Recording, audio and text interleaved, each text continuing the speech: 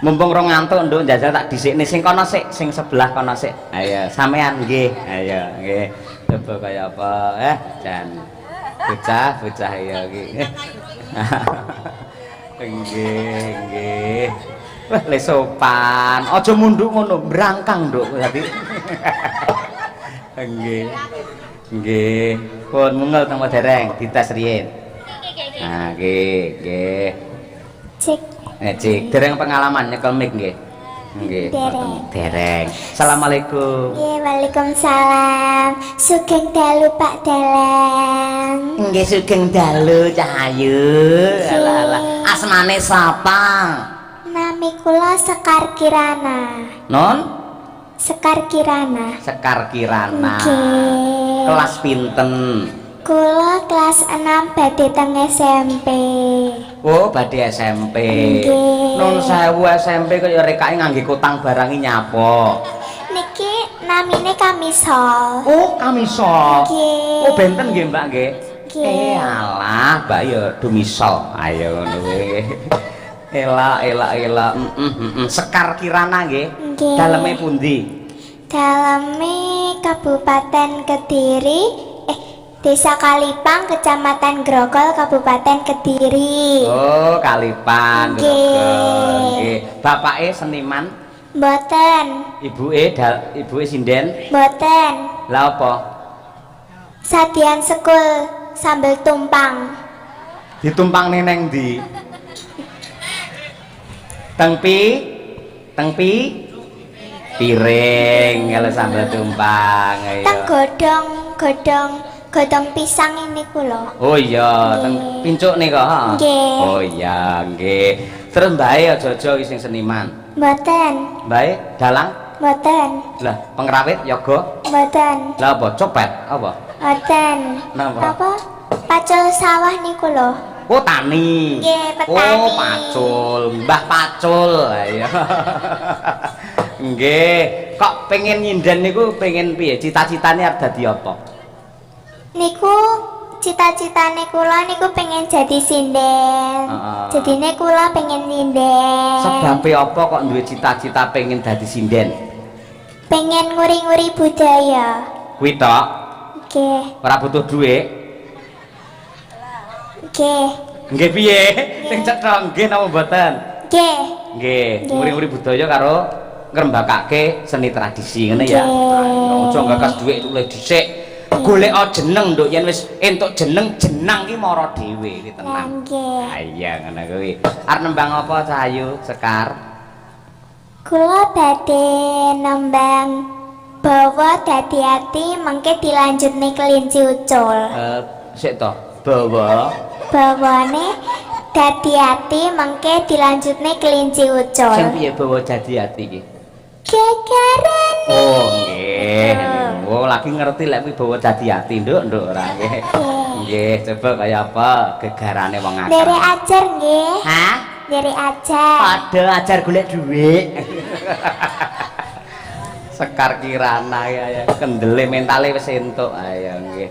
Cilikane sinden kesi ya ngene iki lho biyen ya model ayo. Ayo. Nggih. Ya. Gegarane wong agremi.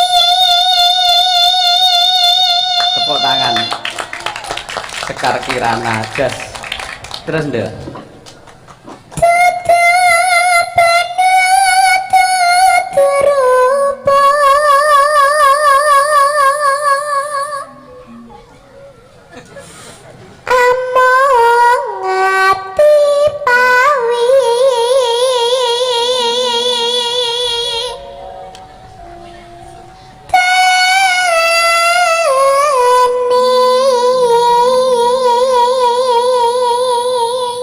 Ngene nduk, dadi sampean lek mirsani lumantar TV kata. Iki pamane mic nduk Sekar iki. Dadi posisi jangan di sini, lek neng kene nutupi tutuk agak ke bawah. Oh, nah, ning ki adepe tetep neng tutuk, nek rada medun men tutuke jenengan teng mriku ketinggal. Ah, ngoten bener. Ngene lek sik sak sampean iki ngene iki. Lek Mbak Lucy nyekele wis ngene ndek iki. Wis kewer-kewer ngono kuwi. Ngeten nggih. Nggih, betul 100. Heeh, ngono kuwi. Kok nyekel weteng luwe to, Nduk? Mboten Mboten. iki ngene. Oh iya. Ngenten lho, ngenten. Iya, bener-bener ya. Heeh, tak kira jari arep muncul ya. Nganu, kami sole ben gak melorot. Oh iya, mlorot rene sing gumundhuk kaya.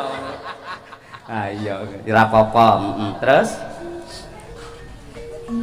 Lupa pisan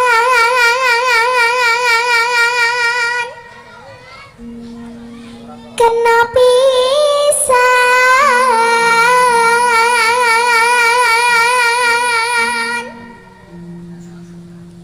yen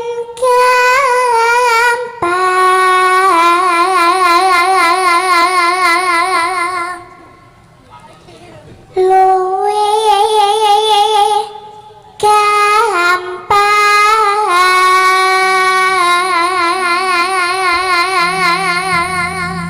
kok rekake kok ya duwe gelungan cilik semono. Niku pesen apa? Mboten niki kula tumbas kiambak. Oh, tumbas piyambak. Nggih. Nggih duit jenengan piyambak. Mboten nganu duwite mama. Oh, Mengke mama. dijoli. Oh iya, mamah sadean sego tumpang ya. Nggih, apik Nduk, kaya nek antene barang. Ayo jos. Nah, nggih. Niki sunduk mentul. Oh iya, Ding, aku kleru terus to, Nduk. Peh. Suduk mentul. Ayo. Iya. Aku kleru terus, Nduk. Terus, Nduk. Yen angel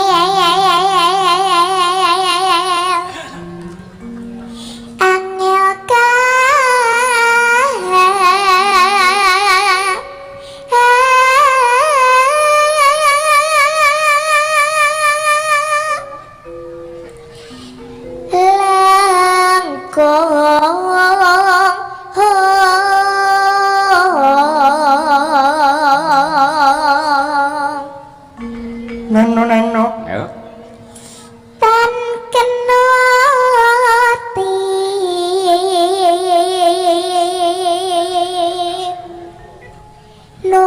numbes arto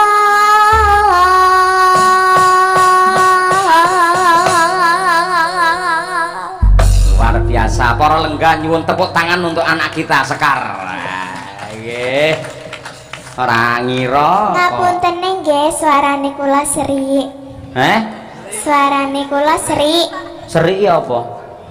Serik cara nggenku anyel iki, Nduk. Serik. Serik piye maksudnya? Serak-serak. Oh, serak. Nggih. Oh, ora apa-apa, pancen sik bocah ngono. Lek ngombe es disudon, Nduk. Ya. Mboten kula mboten minum es. Lah apa? Susu. Oh, susu. Susu, Ya, nggih. susu. Susu ning motor apik lho, Nduk. Aja karo cah cilik. Oh iya, Ding, aja. Ya, Del. Ya, Nduk, kelinci ucule coba kaya apa? Nggih, Sekar. Sapa mau? Kirana. Sekar Kirana. Kirana. Nggih. Nggih. Sampeyan niku dijob kalih panitia kalih Pak Won apa? Mboten kula tasik dititip-titipne. Kayak kaya pedah ae dititipne, masalah. Dadi ini sing amplopi sinten mboten jelas. Mboten ngarepne amplop.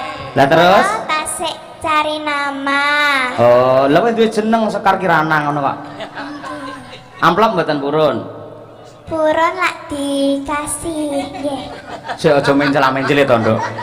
Mau jare amplop emoh, bareng saiki tak takoni kedua kok malah Tapi purun lek kalau dikasih. dikasih gak apa-apa. Enggak apa-apa. Amplop karo isine milih ndi? Isine. Oh, wis ngerti dhuwit bae iki ya. Nggih.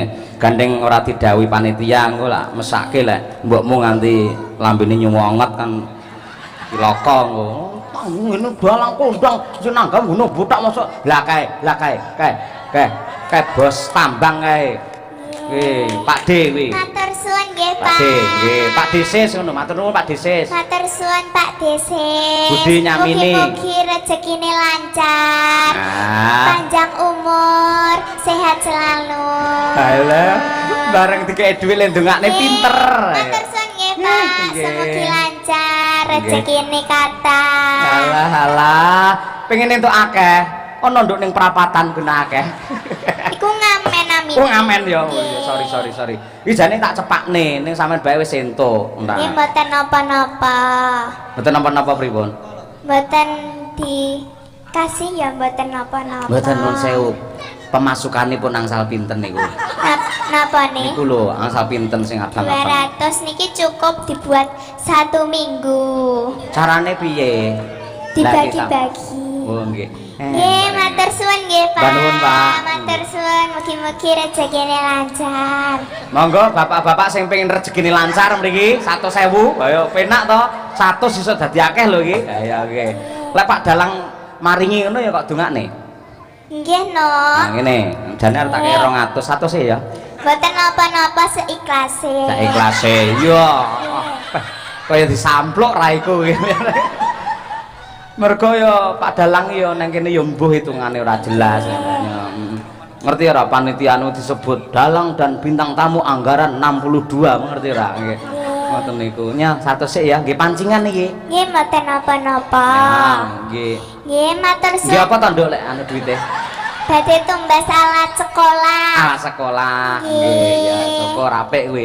Aja dikene mboke lho ya. Mboten. Tenan lho ditabung. Kula tabung. Ditabung tenan. Nyonya. Jan. Alat sekolah apa kira-kira? Nyonya Nduk. Kula badhe tumbas sepatu. Nggih, matur suwun nggih Pak Dalang, mugi-mugi jope kathah. Amin ya rabbal alamin. Sak Mangke lek lempoe. jope kathah kula diajak nggih. Yo tak jak nggere 100.000 gelem ya. Nggih. Nganti gara-gara apa limbukan tok? Napa nggih? Biasane piye? Nganti jam 12:30 apa nganti jam 2:30? Piye? Tergantung anggaran apa piye? Kula tangklet bapak Erien nggih. Oh, bapake nang ndi to? Niku. Oh, nggih. Oh, gara-gara. Oh, jane arep limbukan tok, gandeng pemasukan lumayan. Boten. Gara-gara ya wis matur nuwun. Nggih, matur Gentenan ya, suwun, Nduk ya. nggih. Wis diparingi apa kuwi? Oh. Oh, cepot. Oh iya. Kuwi apa ta jenenge, Nduk? Dunduk. Dincepne ning ndas ngono. Oh iya. Oh iya, awaten nuwun. Nah, iya lak iya jane cah cilik-cilik lek Kediri wis pancen wis saka almarhumah Mega kae ngantu ini Ken Lintang Kairo. Ha iya.